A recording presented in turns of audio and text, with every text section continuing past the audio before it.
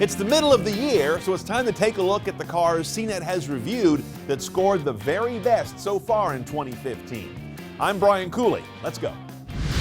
Number 5, the 2015 Audi S5 with a score of 8.3. The V8 engine is gone, but we love the 2015's supercharged V6 and, of course, the essential Quattro all-wheel drive.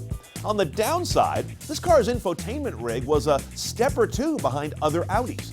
No 4G, no touchpad, no really big LCD. Track purists won't care, otherwise you should.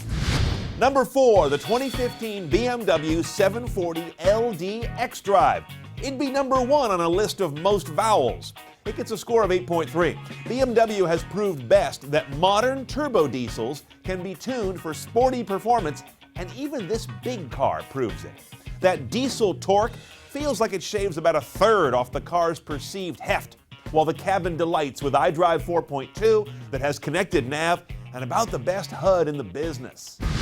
Number 3, the 2015 Audi A3 Cabriolet. 8.4 score, also an editor's choice. That's right, the lowly A3 ranks a couple notches above that S5. It's a great driver that doesn't just rely on its convertible top to make friends.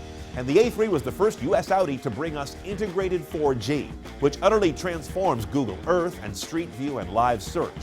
Oddly enough, no voice command. You would have figured a company this smart would have found some other place to mount the ceiling microphone when the ceiling went away.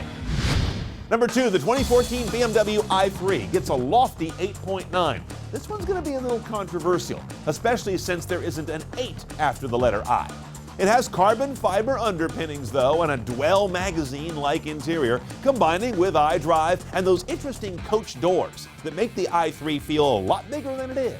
It's a lot more money than a Nissan Leaf for about the same range, but we got the range extender option, which Nissan doesn't even do, along with several other aspects of this car. Before I get you to number 1, let's take a look at dead last, our lowest rated car reviewed so far this year. It's the 2015 Chevy Trax mini crossover, a 6.3. It's not so much that it failed at its mission, it's that its mission is rather Spartan. Its LCD head unit doesn't even offer factory navigation. There are almost no driver safety assists. MPG wasn't even quite that good. And that ugly black body cladding all around screams, "This is all I could afford." But if that is the case, you'll move a surprising amount of people and stuff for a little over 20 grand. The number 1 car we've checked out so far this year is the 2015 Tesla Model S P85D. An amazing 9.3 score and an editor's choice. Adding a second motor to this car gave the big battery Model S insane acceleration. It says so right on the dash. More importantly, it gave it all-wheel drive.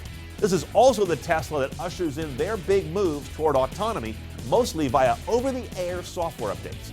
It's a near-perfect car if you buy into EV religion at all.